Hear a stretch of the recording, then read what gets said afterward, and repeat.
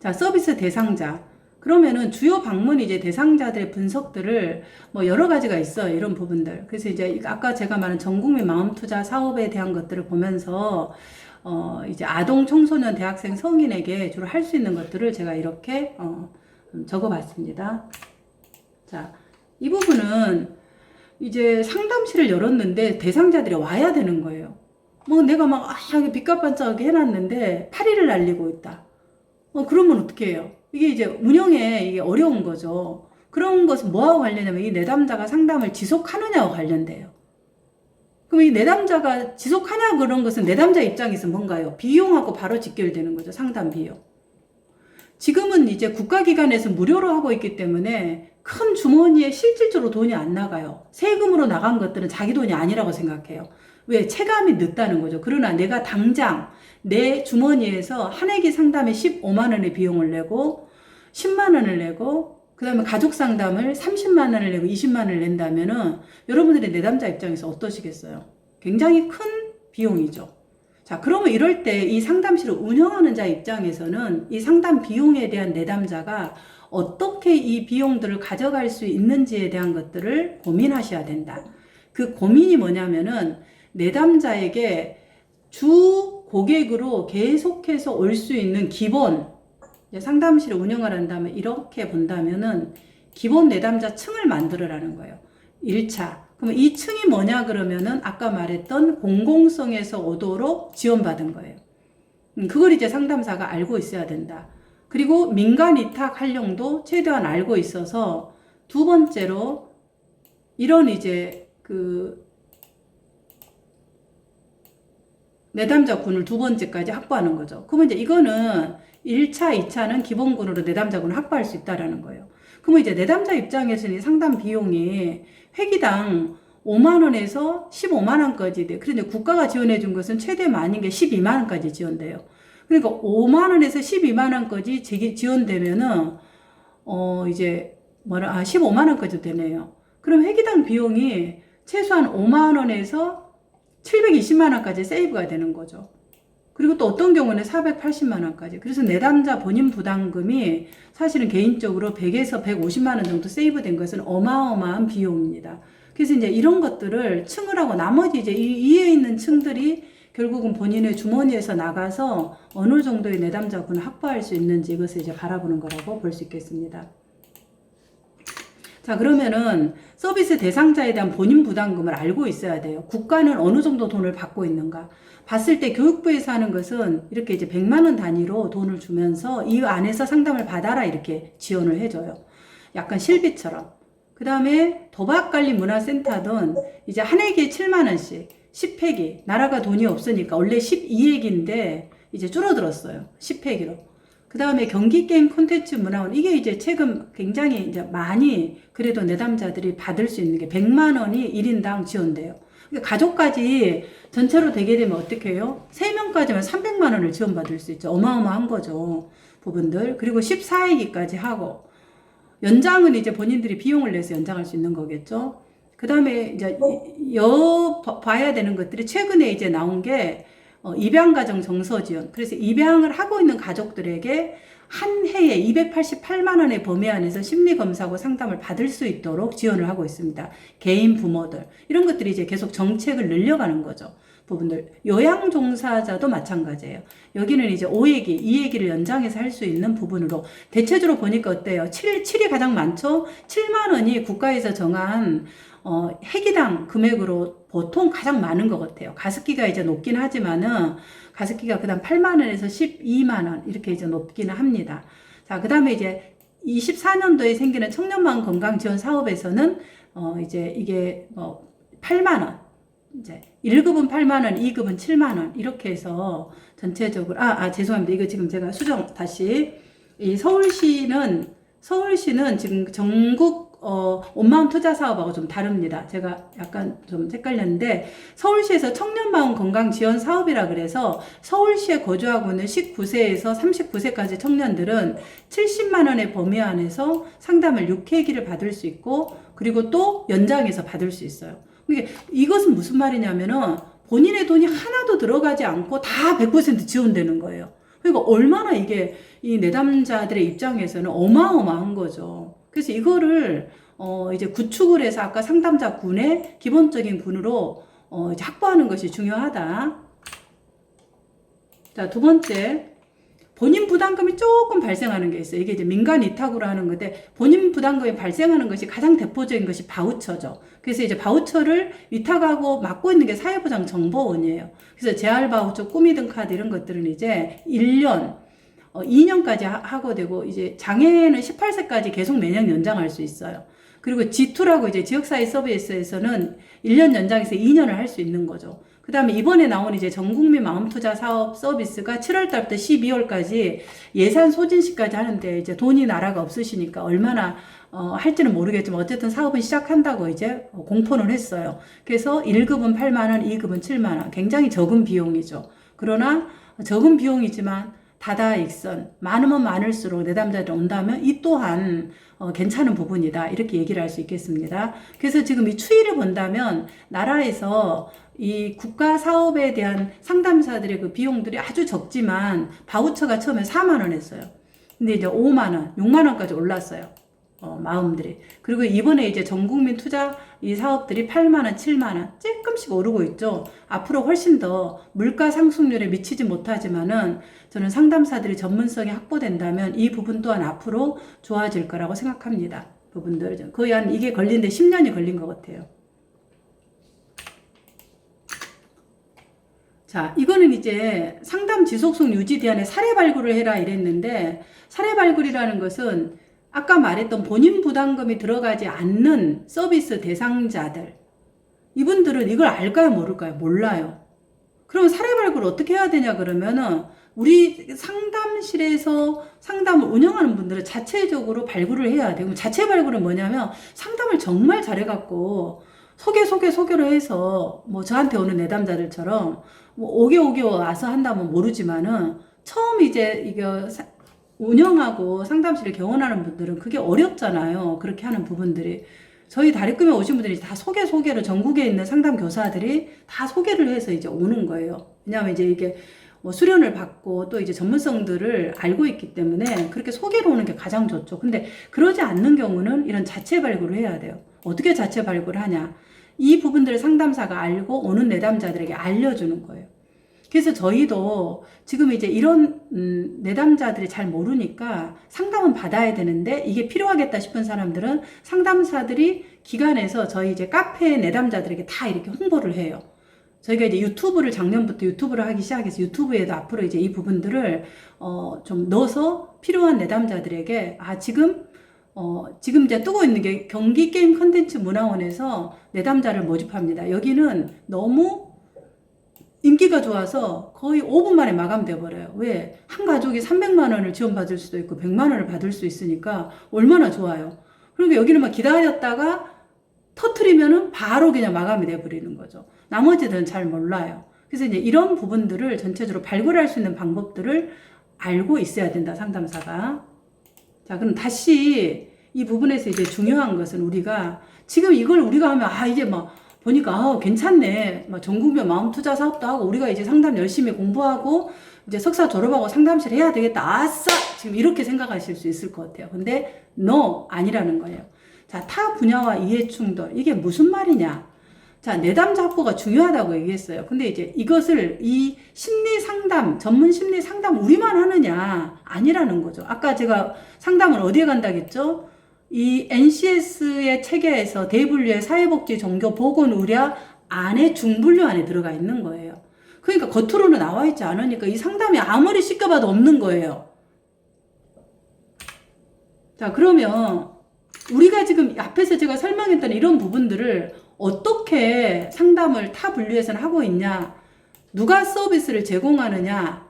제공자를 볼게요. 자, 전국민 마음 투자 사업을 제가 기반으로 했어요. 자, 내담자가 있으면 거기에서 뭐라고 돼 있냐 그러면 첫째는 정신보건 요원을 했어요. 그 정신보건 요원이 뭐냐 그러면은 정신과, 정신보건 임상심리사, 보건 간호사, 사회복지사, 작업치료사. 야, 심리상담. 도대체 우리는 상담을 2년 박사까지, 석사 박사까지 했는데 사회복지사, 간호사, 작업치료사한테 상담을 내줘야 될 판이에요. 이게 지금 현실이에요. 그러니까 이거를 지금 우리가 다 하는 것이 아니라 이 군들에게 아까 제가 보여준 것처럼 하고 있다는 거예요, 내담자들. 그러니까 이 내담자들은 자, 당신이 상담을 잘한다고 했다라는 것을 어떻게 아냐는 거예요. 그냥 이 명시되어 있는 걸 보고 한다라는 거죠. 그러면 이 전문 상담 요원, 이런 정신과 전문 상담 요원, 이런 부분들을 이제 차별을 봐야 되는 거죠. 그래서 우리 심리 상담이라는 것은 사실 우리만 전문 상담을 하는 것이 아니라는 거죠. 국가의 법 체계 안에서는. 자, 그럼 보겠습니다. 자, 여기서 보면 이제 제가 지금 전문 심리 상담사하고 정신건강 전문 요원의 수련을 비교해 봤어요. 이 부분 한다고 제가 조금, 참 이게 제가 마음에 들지 않네요. 왜냐면 이게 PPT가 깔끔해야 되는데, 이 내용을 지금 제가 들으려고 강의 전까지 막 이걸 하다 보니까 삐져나오고 이랬네요. 자, 보면 이게 무슨 말이냐면은 지금 이런 거예요. 지금 우리가 위치는 어디예요? 우리는 전문 심리 상담사 이 영역이에요. 근데 이제 아까 전 그 마음투자 사업에서 한 정신건강 전문 요원을 이 세 개, 정신과는 제가 뺐어요, 그냥. 왜 뺐냐? 아실 거예요. 여기는 비교에 대한 것을 별도로 해야 되기 때문에. 그래서 이 세 개를 했는데, 여기서 얘기하는 1급과 2급에 대한 기준을 이렇게 돼 있어요. 대부분 다, 각각 그 회계에서 하는 석사를, 석사학위 이상으로 수련을, 한자, 이렇게 나와요. 우리도 석사학위 이상 취득 후에, 상담 경력이, 저는 이걸 이제 한국 상담 심리학회 거를 제가 가져왔습니다. 왜냐면 제가 그 21년도에 학지사에 초심 상담사를 위한 상담 내비게이션 책을 쓰면서 이 자격에 관련된 전문적인 훈련에 대한 부분을 책에다 다 이렇게 수록해서 비교를 했어요. 그래서 이제 그 책을 인용하다 보니까 불가피하게 그래도 우리나라에서 아직까지 대표적인 한국 상담 심리학회 자격들이 가장 이제 기업과 전체적으로 채용하고 있는 분위기라서 한국 상담 심리학회 거를 인용을 했습니다. 거기에서 나온 것은 이렇게 주 수련 감독자의 감독과에서 최소 4년 이상 요건표 뒤에 나오죠. 이런 수련을 마친 사람이라고 서로 비교를 하고 있어요. 그럼 보세요. 자, 내담자 입장에서는 이걸 보고 선생님들은 이걸 비교해서 보니까 어떤 마음이 드세요? 속사 졸업하고 별 차이가 없네. 내담자 입장에서는 정신건강 여기가 좀 더 전문적으로 보이나? 이렇게 생각할 수 있다라는 거예요. 이것만 봐서는 아무것도 알 수 없다라는 거죠. 자, 그래서 자, 수련 시간을 제가 한번 비교를 해봤어요. 자, 전문 심리 상담에서 수련 시간은 지금 정신건강 전문 요원은 방금 제가 앞에서 말했던 네 분이죠. 자, 거기에서 주로 이제 1급은 이렇게 1000시간을 수련을 요구하는데 이론에서 150시간, 실습이 85시간, 학술활동 20시간에서 총 1000시간의 수련을 요구하고 있어요, 전체적으로. 그러니까 정신건강 사회복지사, 정신건강 간호사, 정신건강 작업치료사들은 이렇게 요구하는 거예요. 그러면 한국 상담 심리학회를 기준으로 전문 심리 상담사, 왜 거기서 가장 이제 수련 시간을 많이 요구하니까 했을 때 뭐냐 그러면, 전문 심리 상담사인데 이건 뭐냐 그러면 아까 제가 얘기했던 전국민 마음투자 사업에서 얘기하고 있는 수련 시간을 석사 2000시간, 박사 1000시간으로 수련 시간을 요건을 했어요. 그래서 이제 여기에 준해서 할 수 있는 것이 상담학회 1급이다, 한상심 1급이라고 얘기를 하고 있는 거죠.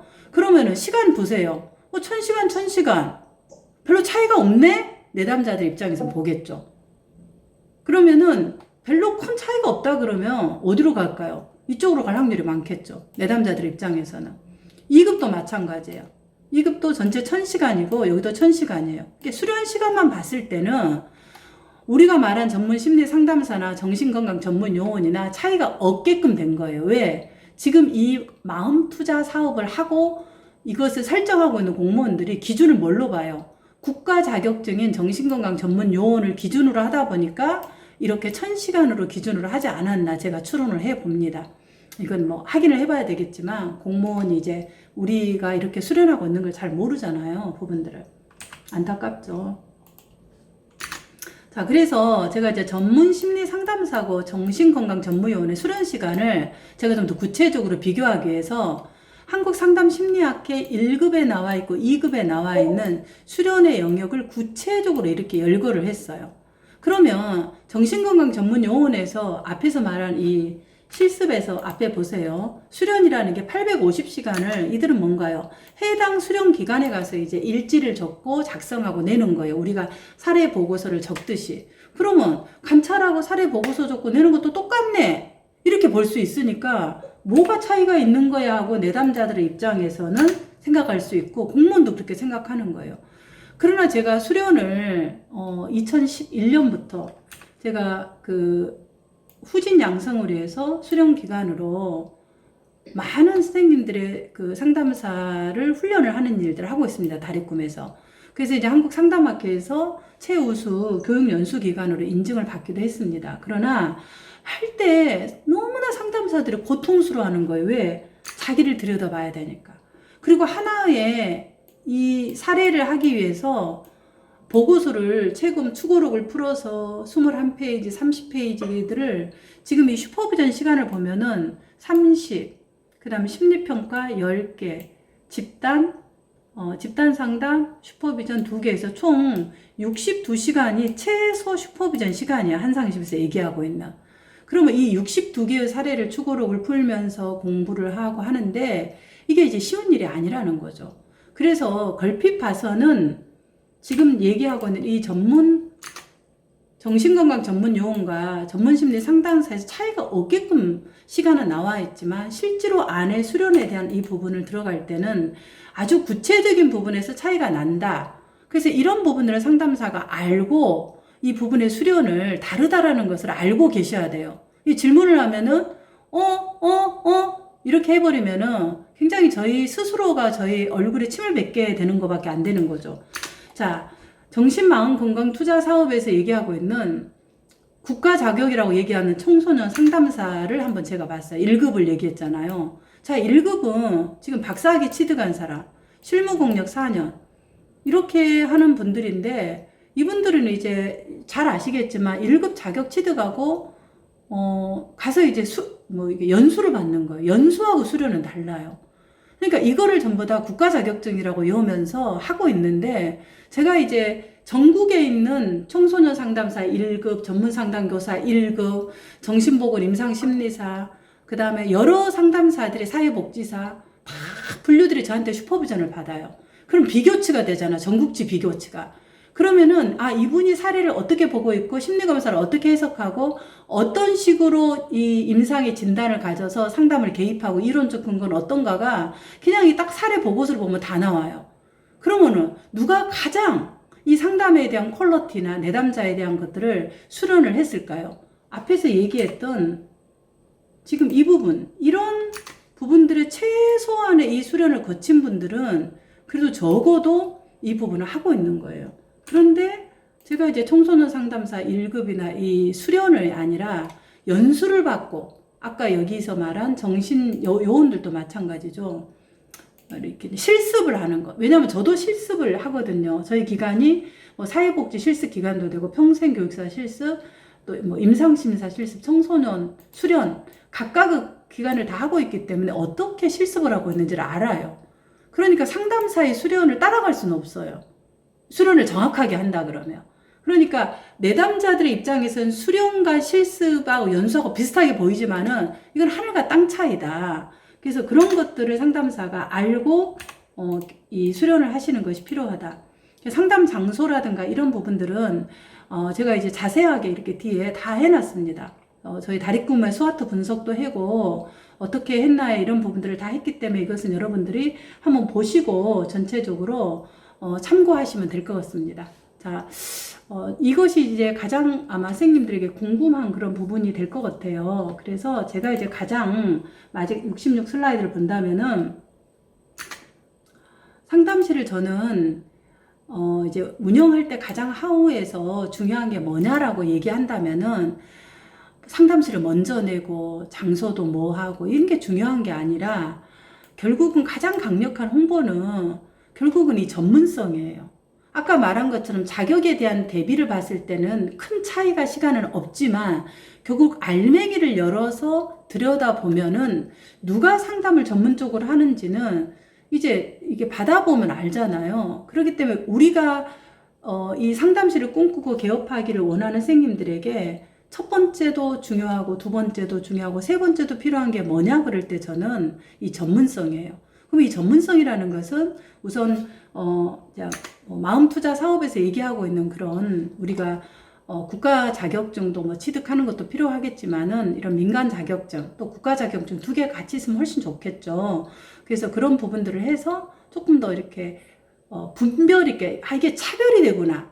이 상담사들이 민간 자격이지만 차별 있게 상담을 하다라는 우리가 입증해야 되는 책임이 있어요. 상담 학도들은. 그래서 학교에서 지금 석사 공부를 하거나 학사 공부하고 있는 분들은 정말로 이 수련에 대한 부분들의 책의 내용들을 거의 다 달달달달 외워서 그냥 통합하듯이 공부를 해야 돼요. 질문을 하면은. 그래서 사례보고서 하나를 보면 사실은 그분들의 이론이나 뭐 심리검사나 그 다음에 뭐 이상심리나 발달 이런 게 다 녹아 있죠. 질문을 해보면. 그런 것들을 할 수 있도록 공부를 하셔야 된다. 그것이 저는 상담실 개업에서 첫째, 둘째, 100번째까지도 필요한 것이 무엇이냐 그러면 저는 이거라고 말씀드리면서 강의를 마치도록 하겠습니다.